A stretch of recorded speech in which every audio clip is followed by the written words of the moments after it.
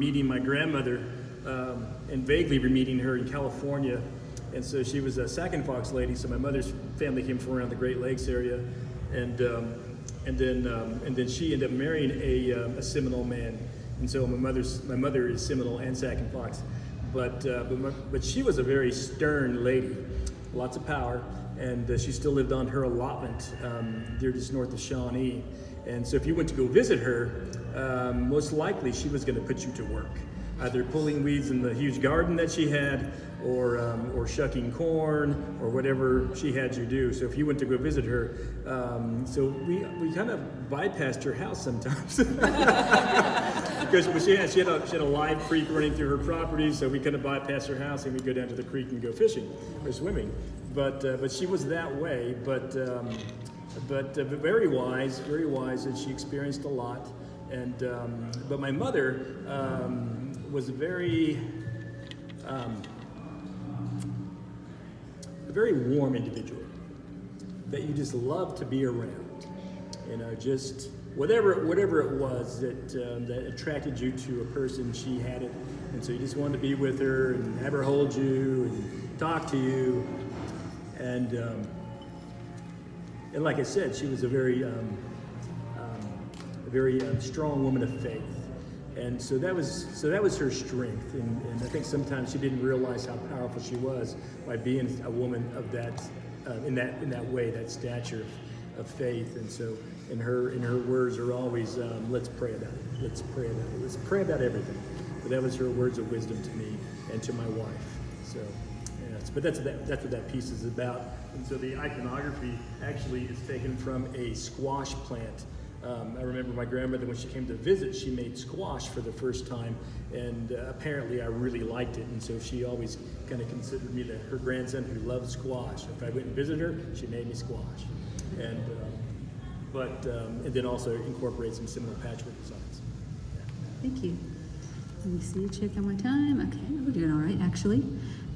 Any question? This is like being at the auction. If you move at all, I'm going to call on you.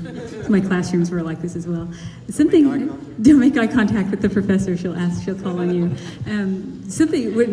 We're talking a little bit about some joyous memories, and I think that as we wrap this up and have our final statements, that's something that I hope people realize about our Indian churches and in Indian Christianity as well, is that there's also a danger of thinking of it as this very serious, monolithic, complicated thing where we're struggling in two worlds. That there's this idea of it as that.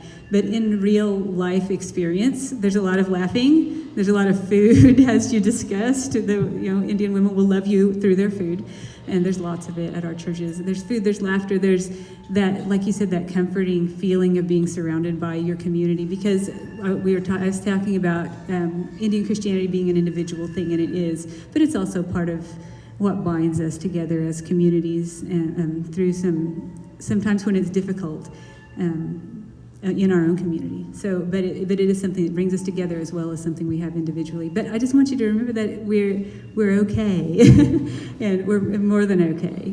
That's what I guess that would be my end statement, is that there's a lot of joy in Indian Christianity. It can look very complicated and serious and scholarly, but as a lived life, it's a great thing. It's been for me. Okay, I'm about to say your last word. We're winding up. What would you like to leave people with? Our last words. Our last words. Okay. Well, thanks for coming out to listen to this. This has been a really kind of a watershed show for me personally, and then especially with being able to be involved with these two, and Stacy coming on now. That's been an extra icing on the cake.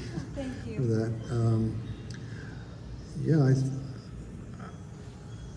For me, it's just it feels like it's a new direction that I haven't really explored very much personally in my own art. I mean, I've been doing things that feel like they've kind of been leading to this, but this feels like the point where it's like, okay, I'm really, this is what I've been supposed to be doing.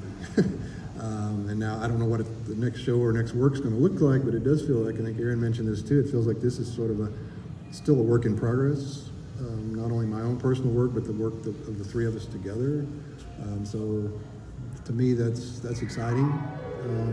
this is sort of a little launching pad, I guess, and we'll see what goes from here. But I know personally, I just feel like this is a direction that I have to continue down and see where it leads.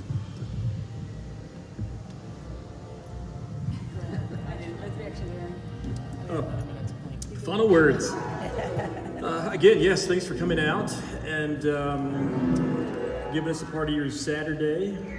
I think it's really important too is about each one of us, is given an amount of time to live and to express ourselves, and hopefully, we really do take these opportunities to think about and reflect about, who we are and who we do influence around us.